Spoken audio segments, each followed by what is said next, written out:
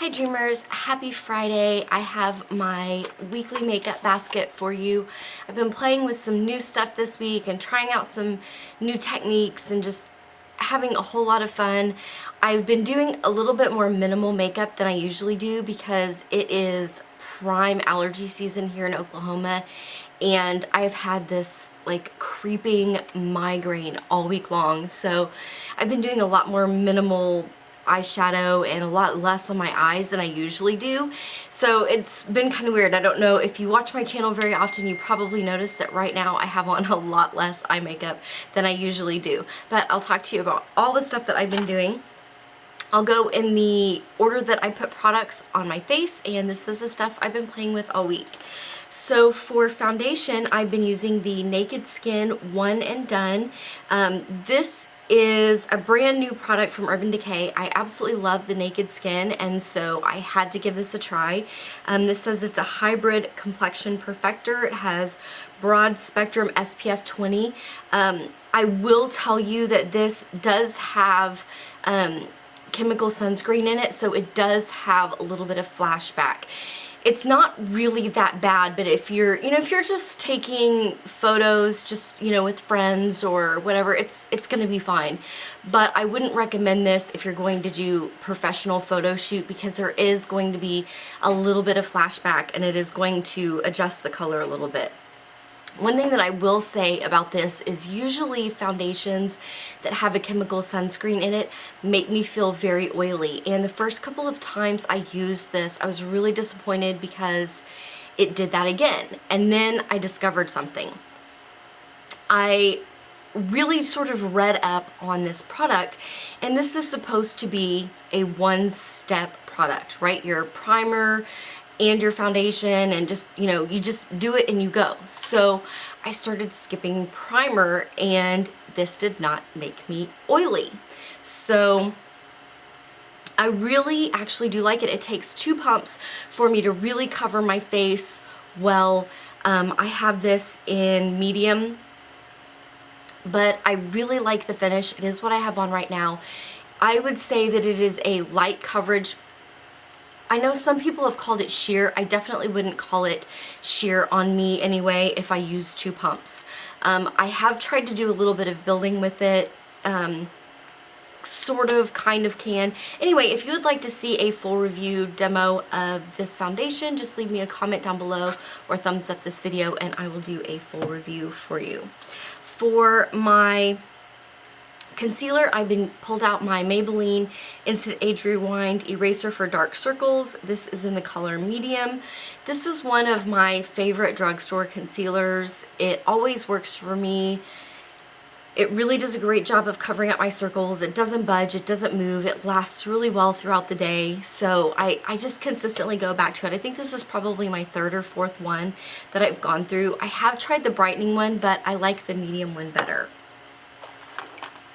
For the rest of my face, I've been using my e.l.f. This is the contour palette, and I'm really just impressed with this particular palette.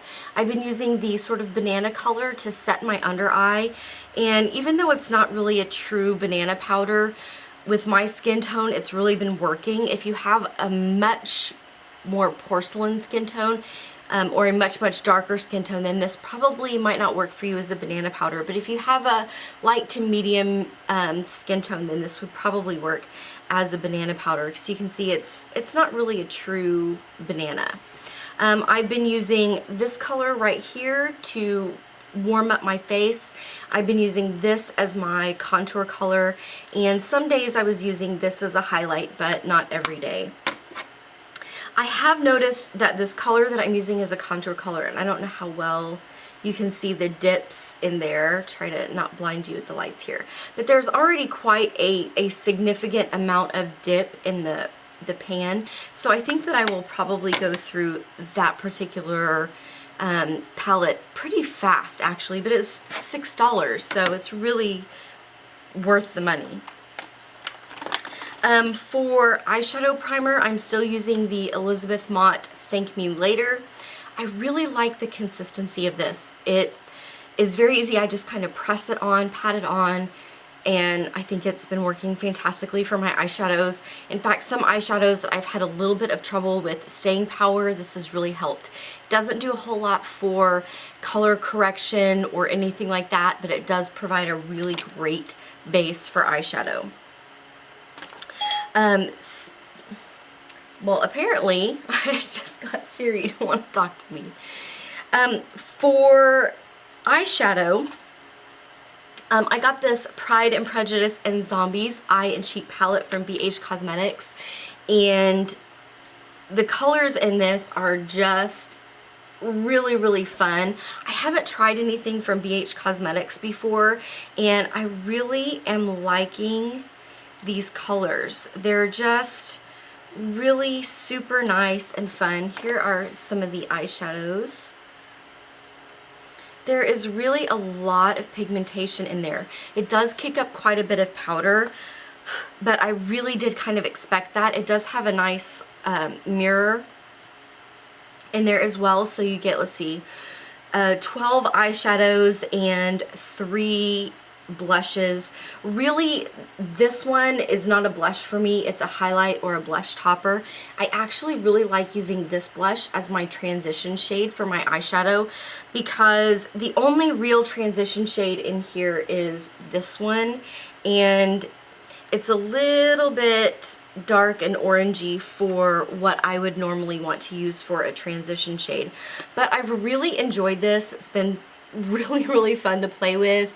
I know I probably have colors that are really similar to these, but this one right here is really kind of a super fun shimmery charcoal with a hint of blue, and I've had a lot of fun playing with that. So I've really enjoyed it. This is that color that I like to use for the transition shade. I have this blush on right now, and then I have this as my highlight. So, you know, really fun, not expensive. I think these are this is $12.50, and you get quite a good bang for your buck. For the rest of my eyes, I haven't been doing a whole lot of upper lash lines this week. I've mostly been just tight lining to give kind of that little bit of depth, and I've been using this Too Faced pencil I've had for a long time. This is in Black Beauty. I don't even think that they make these anymore, but I had this, I've been carrying this around in my purse forever, and I don't carry a sharpener around in my purse, so I decided to just pull it out of my purse and go ahead and start using it. I think I'm getting to the very end because this is starting to wiggle a little bit. It's not very tight in there, so I'm probably almost done with that. The days that I have done an upper lash line, I've gone for a gel liner, and I've been using this Mika Cosmetics Beauty gel eyeliner. It's just in black. I really like the consistency of this, and if I go in with this black shadow from the palette and, you know, just kind of do a little bit on top of that gel liner, it really is staying all day. And I found that I'm able to get a much thinner line with, oh, what brush have I been using? I've actually been using this Too Faced brush. It's a little itty bitty, little just itty bitty angled brush, and I've been able to get a very, very tight line, and so with my eyes watering and itchy and all that, it hasn't really bugged me very much. For mascara, I've been using my Fiona Styles Ultimate Lash Icon Volumizing Mascara. I really like this. It's of course what I have on my face right now. It gives you some amazing lashes. If you want to see this up close, I have a bunch of pictures on Instagram for the last week, but it has a really, really nice wand. I do have to wipe off just a little bit from it, but I absolutely adore the packaging, and I think that this is one of her best products. For my brows, I've been using the Brow Stylist Definer by L'Oreal, and this is in dark brunette. I like this product.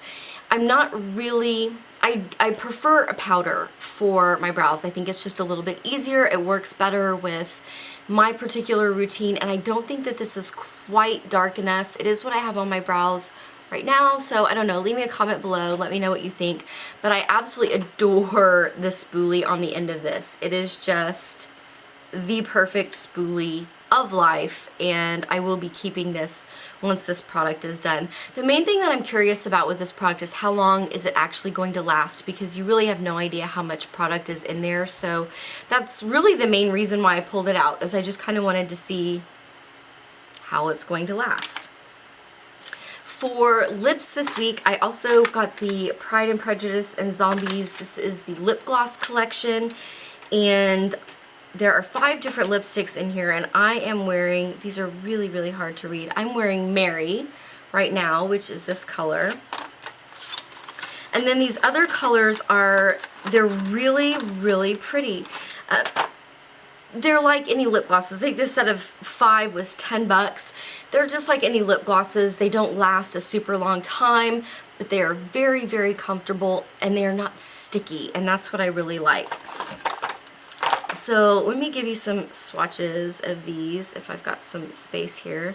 So that is Mary, what I have on right now. And then this one, which looked really scary to me, this is Kitty. I thought, oh my gosh, I'm never ever going to be able to wear that. It is actually, when you put it on your lips, it's almost just kind of like a shimmery clear gloss. You almost can't see it with the color of your lips. And then this one also looked a little bit scary to me. This is Lydia, because it seems like so bright, but it's just this really pretty, almost kind of light watermelon-y color. Doesn't really look quite like that. Much lighter. And then this is another favorite. This is Elizabeth, which of course it would be a favorite because Pride and Prejudice, right?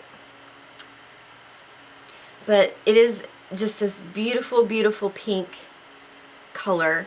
These wear off very well. You know, there's kind of a standard lip gloss.